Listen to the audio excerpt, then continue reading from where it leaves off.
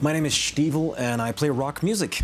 It's influenced by a lot of other stuff, pop music or even soul from the 70s or hip hop or whatever. I listen to all kinds of music, so I'm influenced by everything. But essentially, I'm a rock artist.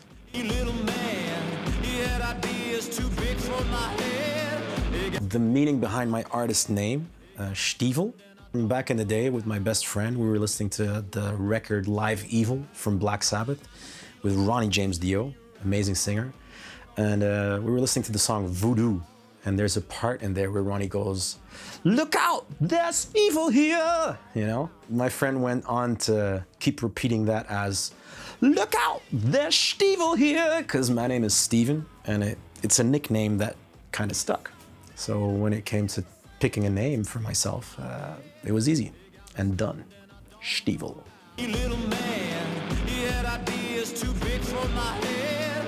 What made me want to become a solo artist, I wanted to do something that was my own without anyone else telling me what to do. I wanted to make the kind of music that I wanted to make. In time, I got together with Erik and Wouter, who have been playing with me since the beginning on drum and bass. I call them the Million Men because they sound like a million men, just the two of them. And they elevate my music, the stuff that I write. They add stuff on drums, the groove, the bass, melody lines. They do amazing stuff, so I think it's a band now, because without them, I think it would sound completely different.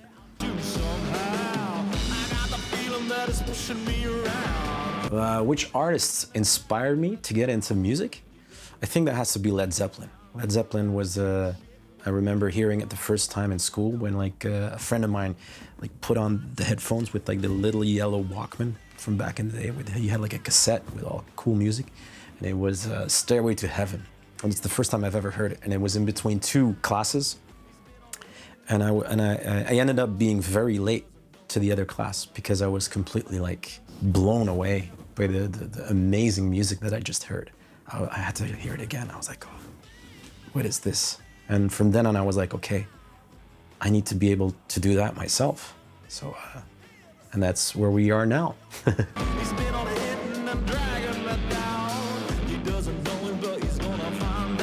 I think it's pretty easy that the chorus just tells it how it is. Why don't you think before you stink out of your mouth?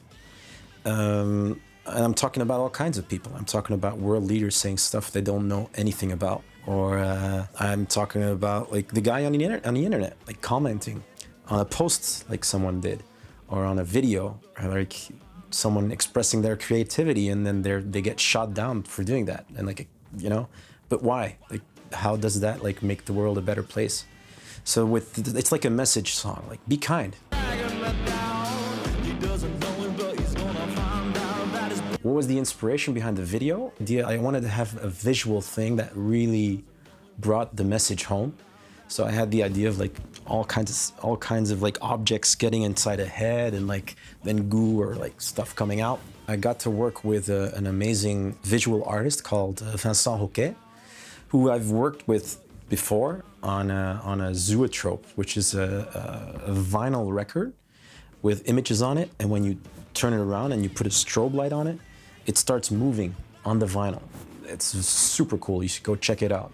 And I wanted to work with him on it because he has a very cool style. We're both Monty Python fans. His artist tattoo name is called The Fisher King, which is a Terry Gilliam movie. So I think that speaks for itself. But we had a lot of fun. He's an amazing visual artist. He did an amazing job. So thanks, Vincent.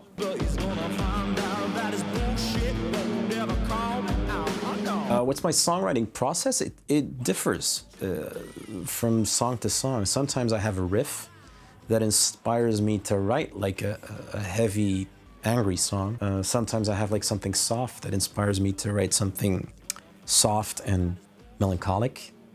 Or I have a happy riff that I'm oh, this is uplifting rock and roll music. I can do something with that.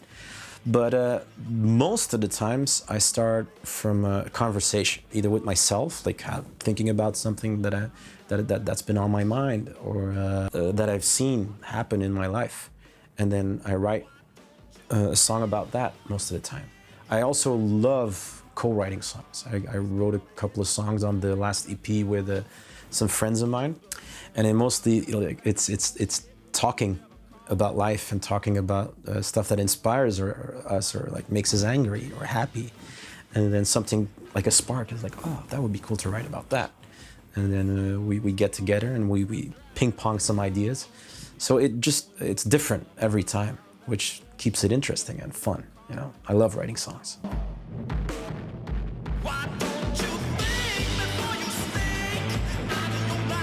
When I compare the new single and even the new album that I've done to the previous work, I think it's closer to the sound that I had in my mind to begin with, because I did everything myself. I produced it, I mixed it, I even drew the artwork.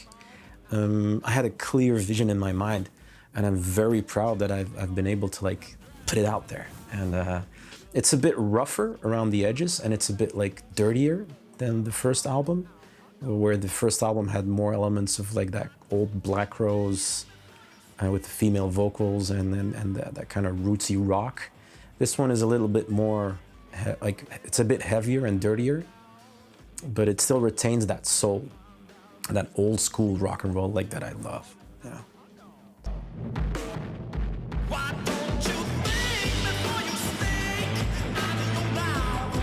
Yeah, I think so. I recorded an acoustic album in the first lockdown. I had a lot of songs that have been lying around for a couple of years now, about like everything family related. My dad's brother, about my mom, about my grandmom, about the relationship between me and my daughter. And all those songs, they just like really like they're very intimate. So and I wanted to revisit the way I recorded songs. I did when I was 15 years old, and I did that with a little tape recorder. So I was like, it would be very cool to do that as well again.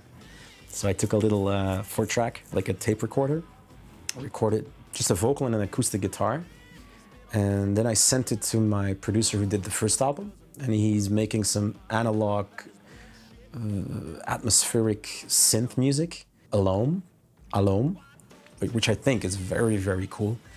And I just asked him, like, yeah, you have like 2 tracks left. Just do your thing.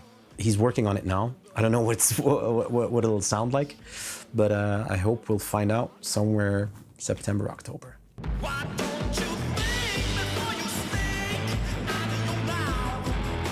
How long did it take for Shtevil to get recognition? Not that long, actually. I was very lucky. It's not that sexy of a story. We just like, when I recorded the first song, On Fire, we sent it to all people that we knew in the music business, and a publisher we knew called Wim Corren. He told me, yeah, I think I know a label in Italy that would be interested in this kind of song.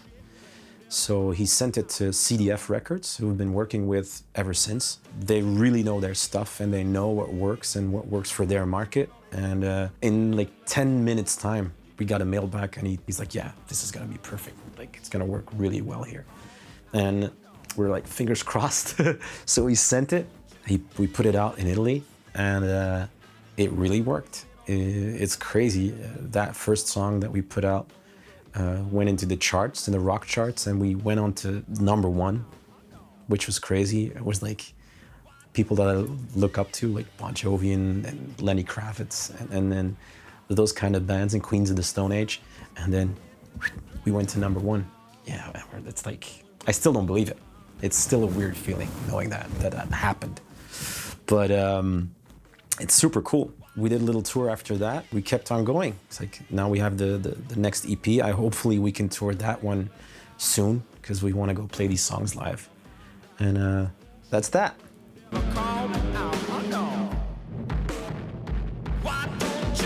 And anyone who wants to make it in the music business, you have to go into it to do something creative. Do something that makes you happy.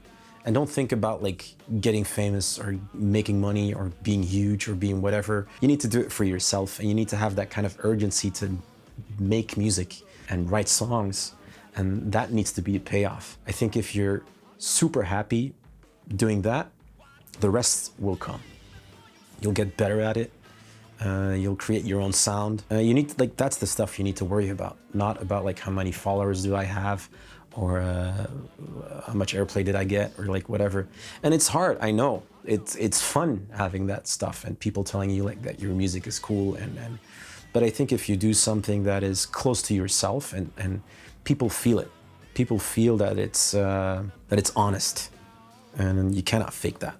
I think that's my my only advice. The current state of the music business, yeah, it's very complicated. Labels and everyone's trying to like find their place and how to put music out there, and there's a lot of good things that came out of the internet. There are artists that put stuff on SoundCloud and have like a big following, so like big labels notice or radio stations notice, and then they blow up without even having a big label, which is very cool, but it makes it harder because there's so much cool music coming out as well. So yeah, it's all over the place, really. And like I said before, just keep doing it because you want to do it. That's essentially the only thing you need to think about. Just put out cool stuff and send it to me, and I'll like it and listen to it.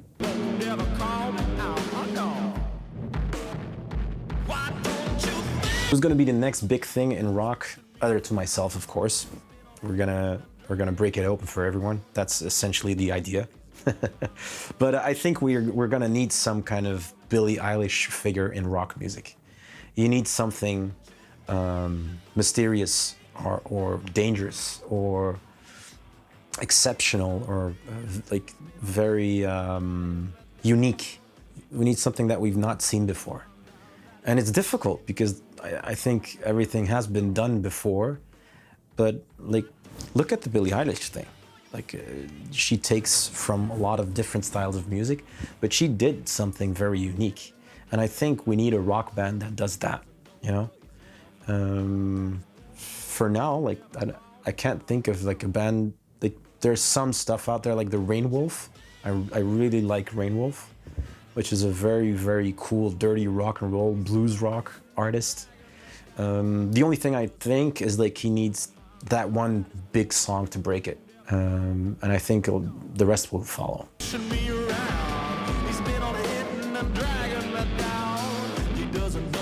Yeah, it's I took a risk putting out this EP. I thought like I thought last year after the first lockdown, I was like, yeah, it's gonna be over and we're gonna go back to normal probably December, January, February, and I'll be able to tour then. So I think I'll put out the album in September, October, which I did, and work up to that. So, but that didn't work out quite as I thought. So yeah, it makes everything really difficult. You know, you're trying to hang on to like the old way of working, and then trying to plan something, but you don't know if you're going to be able to tour on it or play it. Or that's where there's people like you guys who are helping spread the word, which I love. Thank you very much, by the way.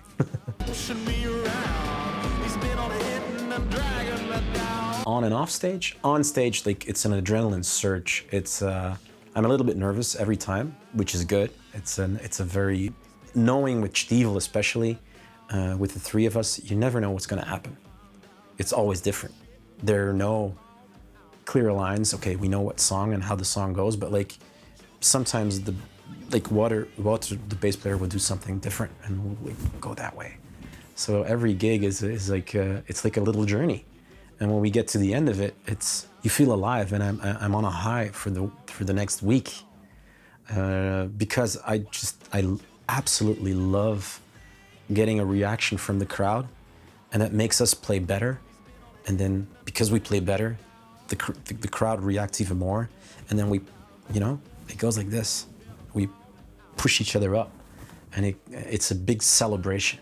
It's the best feeling in the world.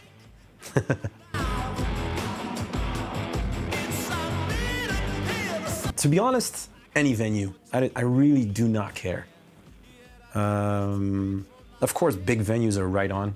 They're always cool.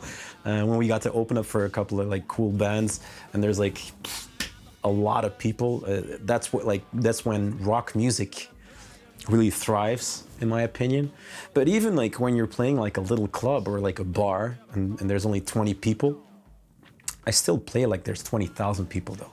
Sometimes it's even more special because those 20 people are like, it's like a real concert, you know, and they even lift you up and you have something to talk about later. You like, remember in that like little tiny bar where like the beer flew everywhere and like was rolling around on the floor and like everyone was dirty, and that's like good stories, you know. It's so any venue, just when I can play music for people in real life and get that reaction, that's all that matters. I think the place or the doesn't matter.